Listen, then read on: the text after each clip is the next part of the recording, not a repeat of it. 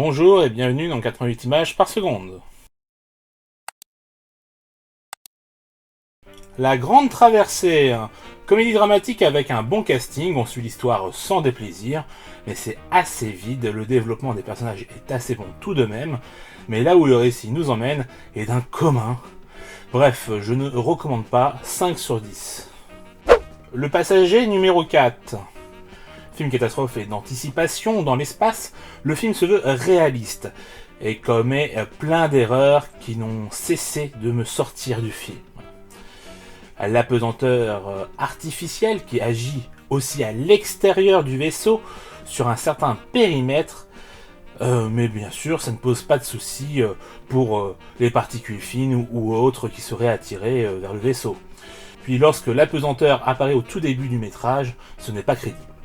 Bref, c'est dommage car on sent la volonté de bien faire et qu'ils se sont donné les moyens pour une petite déception 4 sur 10.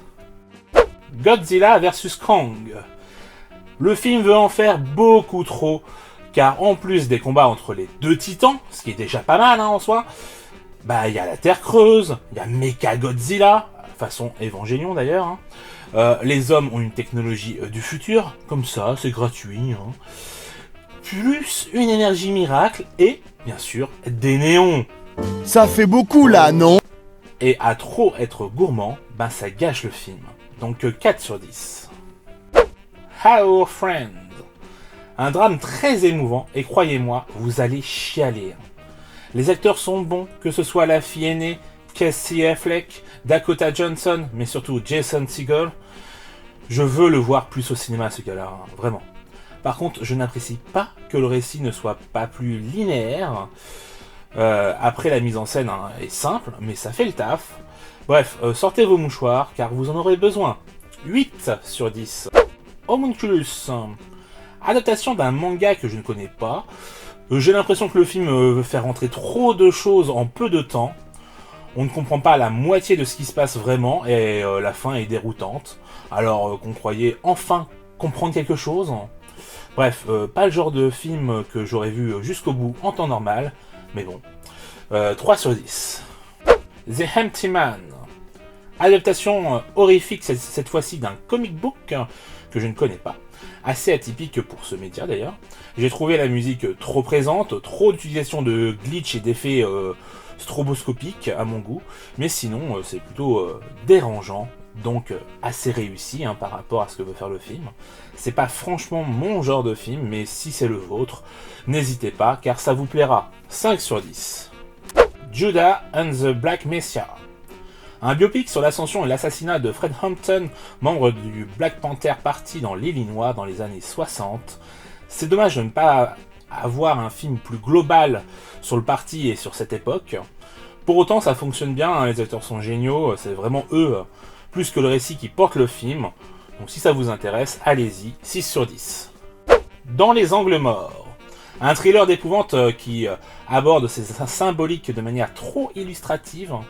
Bon, cela dit, ça ne nuit pas à la qualité du film, car même si l'histoire et la réalisation sont simples, c'est réussi, on a un casting de qualité, une ambiance très bien posée, et en tant que spectateur, j'étais très investi. Donc un film qui mérite le détour, 7 sur 10. Les Mitchell contre les machines. Un film d'animation sur la famille, la reconnaissance et l'indépendance. Bien sûr, on a aussi une critique de la société et des écrans. L'animation est magnifique, c'est très référencé pop culture, l'histoire est simple, mais entre l'humour et l'émotion, on en a pour notre argent. Dommage qu'on ne l'ait pas vu en salle, car c'est un 8 sur 10. Sans aucun remords. Film d'action au scénario prévisible et déjà vu et revu. C'est dommage car le casting est bon, les personnages sont intéressants pour le peu qu'on voit. Par contre, faut avouer que c'est un peu long. Ça devient chiant d'être spoilé par le casting, mais bon, ça, on commence à avoir l'habitude. On comprend tout de suite qui sera le grand méchant, si je puis dire. Donc j'ai envie de dire bof, 5 sur 10. Le film de la semaine, il s'agit de Our Friend, donc le film avec Jason Segel, qui, encore une fois, nous éblouit par sa gentillesse dans ce film. Hein. Il y a toujours ce genre de personnage assez doux, assez serviable, bref. C'est le genre de personnage qui fait plaisir à voir, forcément, dans ce genre de métrage. Donc par contre, c'était un film quand même qui peut être assez dur sur certains côtés, hein, forcément, vu que, comme je vous ai dit, vous allez chialer, hein, parce que ça parle notamment du cancer d'une personne, d'une maman, en l'occurrence, donc c'est plutôt triste. On voit comment cette famille, justement, va réussir à se relever grâce au personnage donc, de cet ami.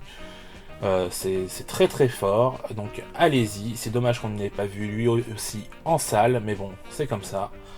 Donc en attendant que les salles rouvrent, je vous propose de voir Our Friend. Sur ce, je vous dis à la prochaine. Ciao!